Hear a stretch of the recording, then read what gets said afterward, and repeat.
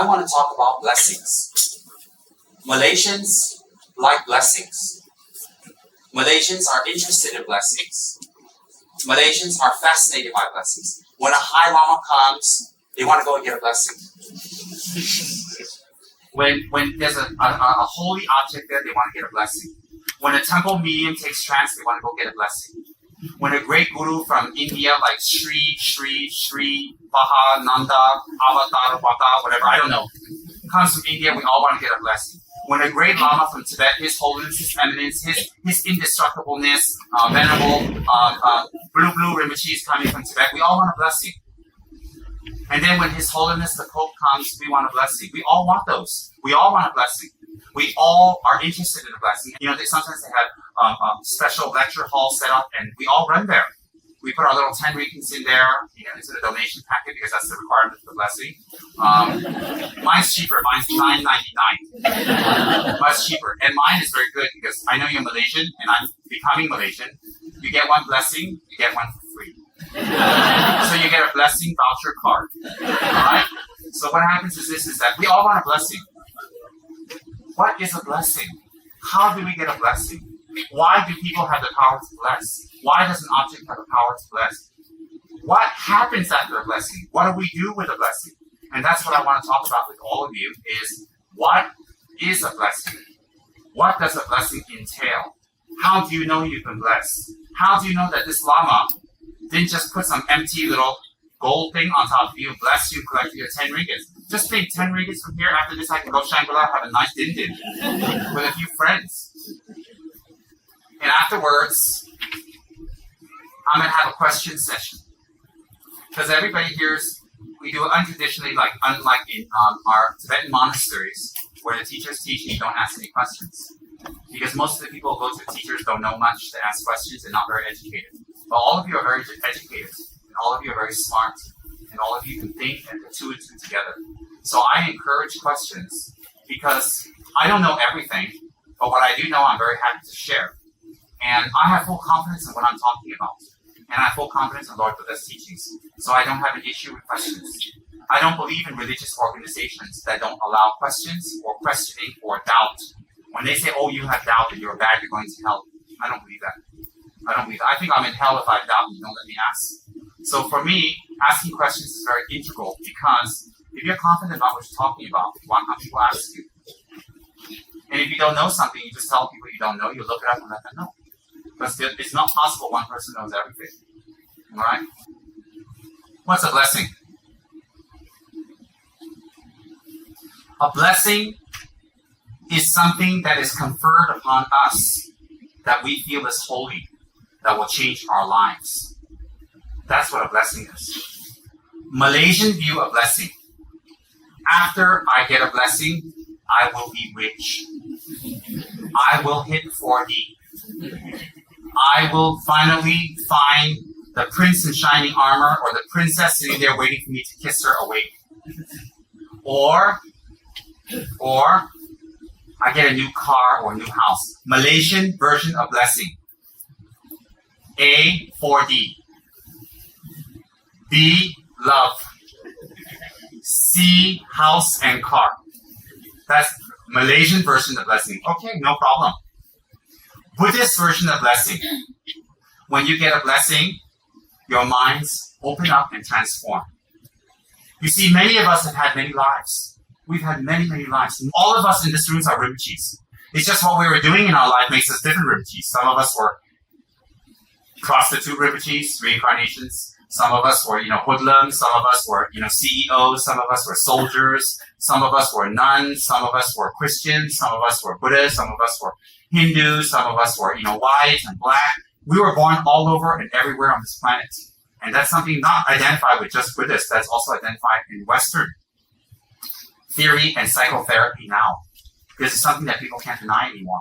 Past life regression therapy is very big in the US. Very, very big because it has effects. In any case, my point is this, is that we've had many, many lifetimes. And in those many lifetimes, we've come across something holy. We've come across something powerful. Maybe in a previous life, we went to a temple And in front of the Buddha, we offer some fruits, we offer some rice, or we offer some noodles or whatever, we offer some incense, and we really make deep prayers. Maybe in a previous life, some great monk somewhere in Japan or Cambodia or Taiwan or Italy or whatever gave a discourse and talked about selflessness. Maybe sometime in the past, we were very great charity people. So we gave a lot of charity to people. We gave a lot of things away. And we were able to raise a lot of charity for people. And we did that in our previous lives. Maybe in our previous lives,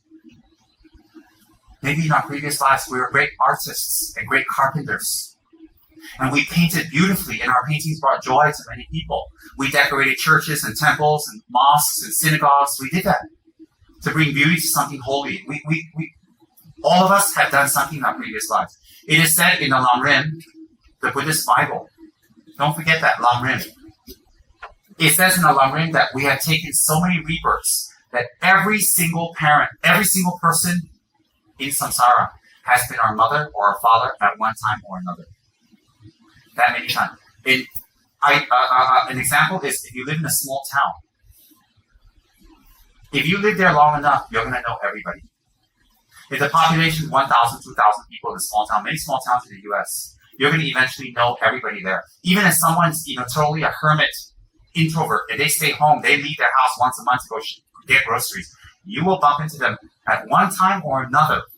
Why? When you live in a place long enough, you will meet up with those people. Similarly, we all say KL is a small town, go there, we see them, go there, we see that, we go there, oh my God, I want to know that. That's how we do. We want to avoid people we've seen. Why? Because they're nasty, they're ugly, they're horrible. We're with us, that's why. Anyways, so when we're in a place long enough, we see these people. Similarly, samsara, listen carefully, samsara's sentient beings number doesn't increase. It decreases. When one person becomes a Buddha, that's one person less. So there's 100,000 people in samsara. When one person becomes a Buddha, Shakyamuni, that's one person less. Then Lama Tsongkhapa becomes a Buddha, that's two persons less. Two beings less. Two beings. When Tara becomes a Buddha, that's three beings less. So that's 999,997 people, or beings left. Now you may say, oh well, human population is growing. Yeah, human population is growing, so what? When we talk about sentient beings, we're not talking about only humans. We're talking about every single being in existence, including animals, hell realms, including spirits, including the gods and demigods, including not just our teeny little planet, which is a speck in samsara, including all the vastness of the universe, because Buddha talks about other planets. Buddha talks about other beings. So we've taken rebirth in samsara everywhere, and we've come across different situations. Certain events that we have done in our previous lives has a huge impact on our minds due to our attachments. Huge impact. Sometimes doing huge charity works in our past has a huge impact. Sometimes making a beautiful painting and it pleases so many people, it has a huge impact. Maybe in our previous life we saved someone and it has a huge impact. Maybe in our previous lives we were firemen, or we were people that were nurses and doctors, and that we did this all the time, and the great pleasure we derived from helping others is very strong in our mind. Some people were Dharma teachers in their previous lives, and by teaching the Dharma, they were able to move many people's minds and change their lives, because our action and speech come from the mind. Some people in the previous lives maybe served lamas, or sponsored lamas, or helped their gurus, or helped the temples. We did many, many things. So these things that we did are stored inside our mind. It is stored inside our consciousness. That is called a karmic imprint.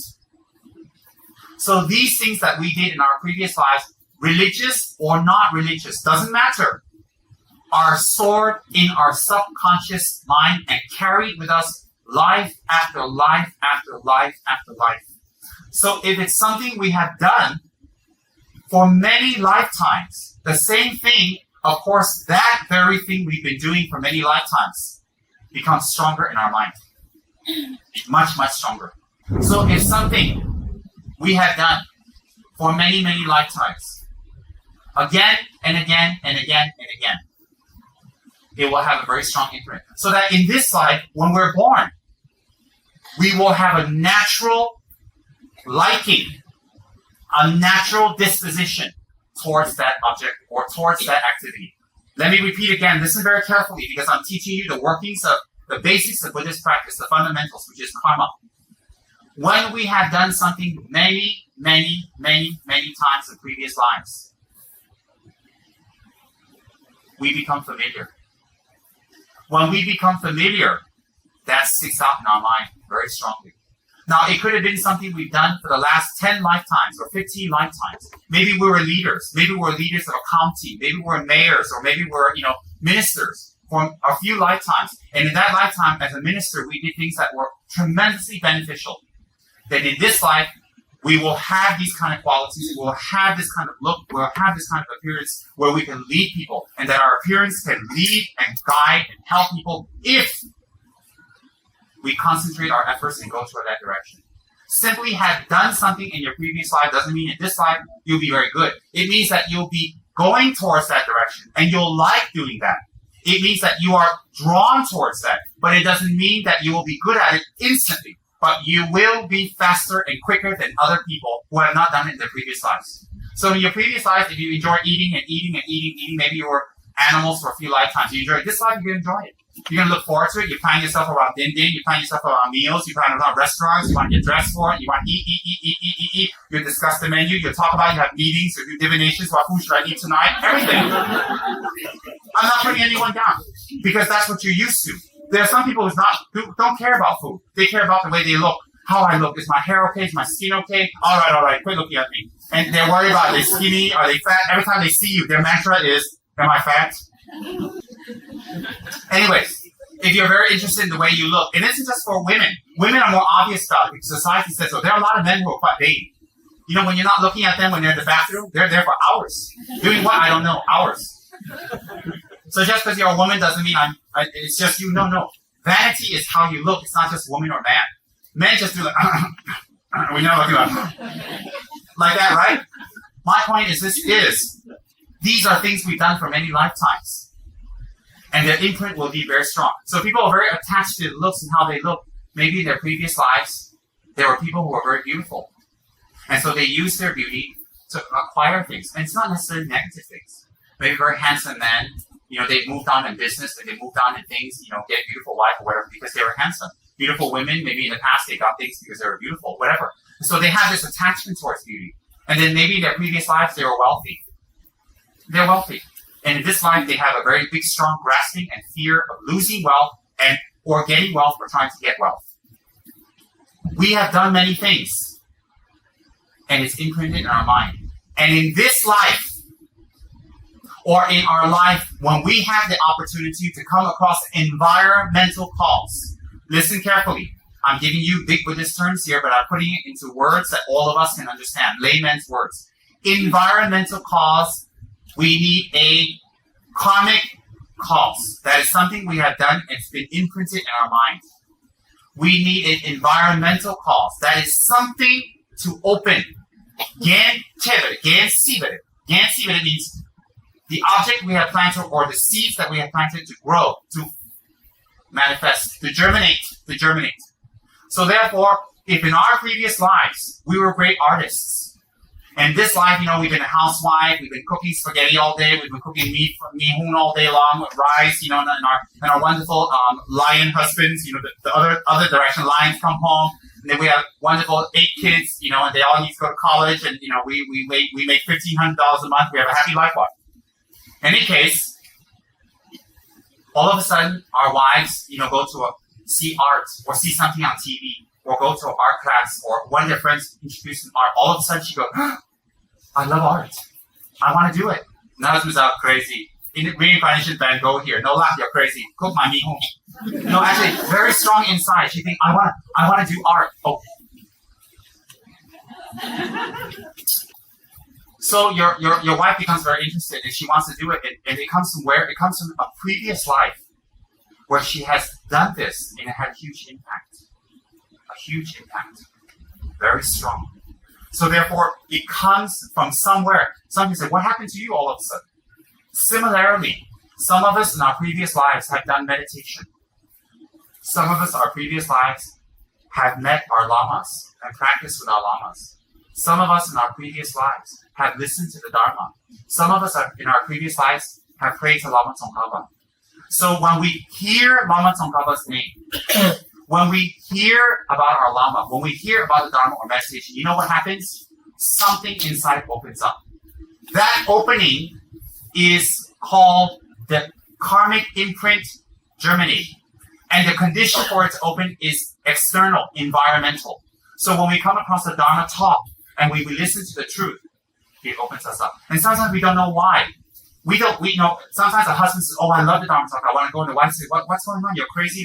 Why do you go all the time? Why? It's not that the husband is crazy or the husband is like or don't like. It's something from a previous life opening up. And listen carefully. The people around this person, let's say it's the husband that likes to practice Dharma, the wife and the children will have had some connection with this person in a previous life. Perhaps they went to meet monks together. Perhaps they had prayed together. Perhaps they were Dharma brothers and sisters. Perhaps they had the same guru. So sometimes the husband has a very strong practice, and this husband doing the practice and meditating will bring incredible benefit for the family. Why? It takes one person to open up the seeds. Maybe in a previous life, the husband did a little bit more than a wife. So the imprint in the husband is much stronger. So therefore, whatever it is, whatever you love in this life, you will continue to love. Never fear. The husband will not leave the wife. The husband will not abandon their job and abandon their responsibilities. They will do what they're doing in this life. They will do. But along with that, something that had a huge impact for them from a previous life, it will open up and they will incorporate into their life now. And when they incorporate into their life now, in the case of Dharma, and they practice, they transform. Because what they left off in their previous life, the level they had practiced, they will continue in this life. They will catch up very, very fast. And when they continue and catch up in this life, and they transform, they will affect their wife, their kids, and everybody around them, even their neighbors and the people they meet. So what happens is like, if someone was practicing Lama Tsongkhapa, and even they say, oh my God, I don't want. Or they say, oh, I don't want, but I don't want. Don't give me. They see, they run away. Yes, that's not something bad. It's a good sign. Why? When they actually say they don't want, but someone in their family is doing, you know what it means? That the collective karma of the family is opening up for blessing. How can bringing a Buddha and praying to the Buddha bring this benefit to the family? Impossible. It's like saying I give gold to someone, a big bar of gold, and it's bad. Who will say that's bad? Buddha is much more than gold. And then when we bring a Buddha to our family, whether it's like that, if your luck is great and you want to accomplish big things, you have big statues. If your luck is like that, it's like that. If your luck is like that, it's like that. It's up to you how much you want to accomplish. How much?